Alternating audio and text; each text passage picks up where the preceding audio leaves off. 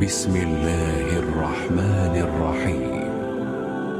ایک شخص عمیر یا بلال نے رسول اللہ صلی اللہ علیہ وسلم سے پڑی ہوئی چیز کے بارے میں دریافت کیا۔ آپ نے فرمایا اس کی بندھن پہچان لے، یا فرمایا کہ اس کا برتن اور تھیلی کو پہچان لے، پھر 1 سال تک اس کی شناخت کا اعلان کراؤ، پھر اس کا مالک نہ ملے تو اس سے فائدہ اٹھاؤ، اور اگر اس کا مالک آ جائے تو اسے سونپ دو۔ اس نے پوچھا کہ اچھا گمشدہ اونٹ کے بارے میں کیا حکم ہے؟ آپ کو اس قدر غصہ آ گیا کہ رخسار مبارک سرخ ہو گئے، یا راوی نے یہ کہا کہ آپ کا چہرہ سرخ ہو گیا۔ یہ سن کر آپ صلی اللہ علیہ وسلم نے فرمایا، تجھے اونٹ سے کیا واسطہ؟ اس کے ساتھ خود اس کی مشق ہے اور اس کے پاؤں کے سم ہیں، وہ خود پانی پر پہنچے گا اور خود پی لے گا اور خود درخت پر چرے گا، لہٰذا اسے چھوڑ دو یہاں تک کہ اس کا مالک مل جائے۔ اس نے کہا کہ اچھا گمشدہ بکری کے بارے میں کیا ارشاد ہے؟ آپ نے فرمایا وہ تیری ہے یا تیرے بھائی کی، ورنہ بھیڑیے کی غذا ہے۔ صحیح بخاری حدیث نمبر 91۔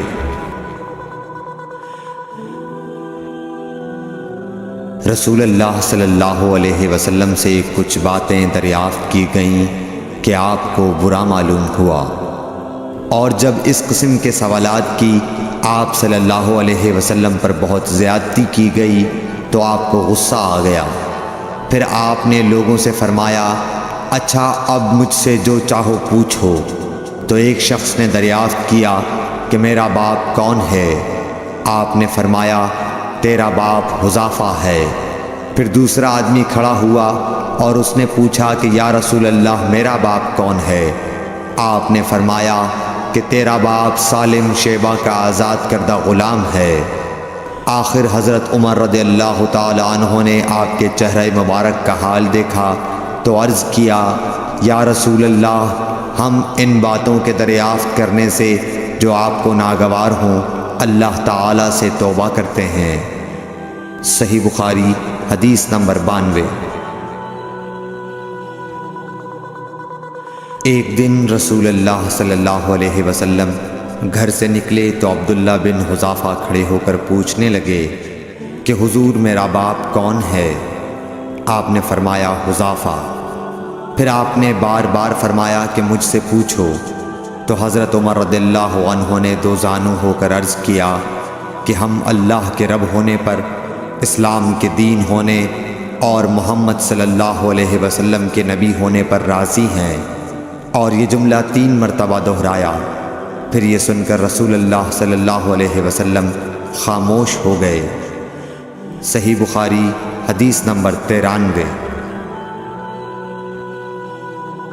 نبی اکرم صلی اللہ علیہ وآلہ وسلم جب سلام کرتے تو 3 بار سلام کرتے، اور جب کوئی کلمہ ارشاد فرماتے تو اسے 3 بار دہراتے یہاں تک کہ خوب سمجھ لیا جاتا۔ صحیح بخاری حدیث نمبر 94۔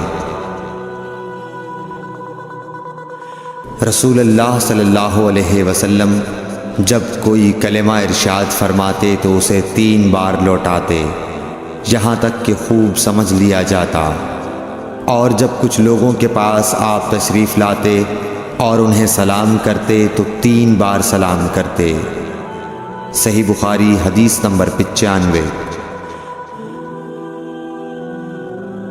عبداللہ بن عمر رضی اللہ عنہ کہتے ہیں کہ ایک سفر میں رسول اللہ صلی اللہ علیہ وسلم ہم سے پیچھے رہ گئے، پھر آپ ہمارے قریب پہنچے تو عصر کی نماز کا وقت ہو چکا تھا یا تنگ ہو گیا تھا، اور ہم وضو کر رہے تھے۔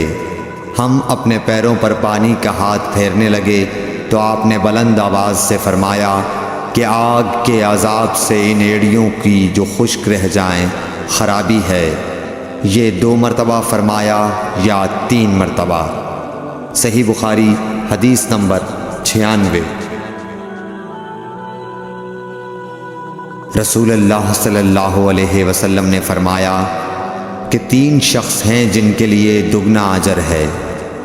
ایک وہ جو اہل کتاب سے ہو اور اپنے نبی پر اور محمد صلی اللہ علیہ وسلم پر ایمان لائے، دوسرے وہ غلام جو اپنے آقا اور اللہ دونوں کا حق ادا کرے، اور تیسرے وہ آدمی جس کے پاس کوئی لونڈی ہو جس سے شباشی کرتا ہے، اور اس کو تربیت دے تو اچھی تربیت دے، تعلیم دے تو عمدہ دے، پھر اسے آزاد کر کے اس سے نکاح کر لے تو اس کے لیے دگنا اجر ہے۔